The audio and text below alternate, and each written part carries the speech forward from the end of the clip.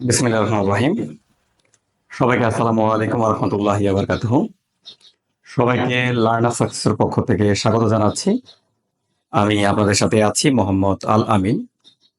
আর বাংলাদেশের যদি বলা হয় আবহাওয়াটা কেমন? বাংলাদেশের আবহাওয়াটা হচ্ছে নাতিশীতোষ্ণ। যে ঋতু, প্রধান ঋতু আসলে কয়টি? আমরা জানি যে বাংলাদেশ হচ্ছে ষড়ঋতুর দেশ। কিন্তু প্রধান ঋতু বাংলাদেশে হচ্ছে ৩ টি। মার্চ থেকে মে পর্যন্ত এটি হচ্ছে আমাদের গ্রীষ্মকাল। গ্রীষ্মকাল মন্ত্রণালয়ের ঘোষণা অনুযায়ী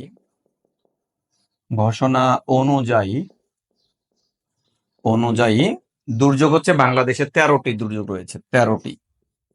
তাহলে কি বাংলাদেশ দিবেন? না, বজ্রপাতের দেশ হলো।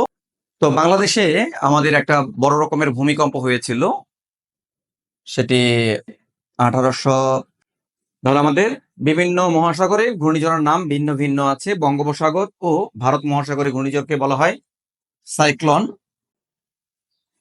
তবে যে জাতিসংঘের একটি বিশেষিত সংস্থা ফাও এর মতে, ফুড অ্যান্ড এগ্রিকালচার অর্গানাইজেশন এর মতে, বাংলাদেশে বনভূমি আছে মাত্র ১৩ ভাগ।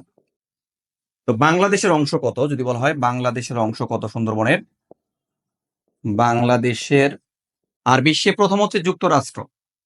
গ্লোবাল ফায়ার পাওয়ার একটা বড় রকমের অর্গানাইজেশন আছে। তার তথ্য অনুযায়ী মানে যুক্তরাষ্ট্রের সবচেয়ে বেশি সাবমেরিন রয়েছে। সুপ্রিয় শিক্ষার্থী বন্ধুরা, এতক্ষণ আমরা বাংলাদেশের আবহাওয়া, জলবায়ু, পরিবেশ, বন এবং বাংলাদেশের বিজ্ঞান প্রযুক্তি নিয়ে আলোচনা করলাম।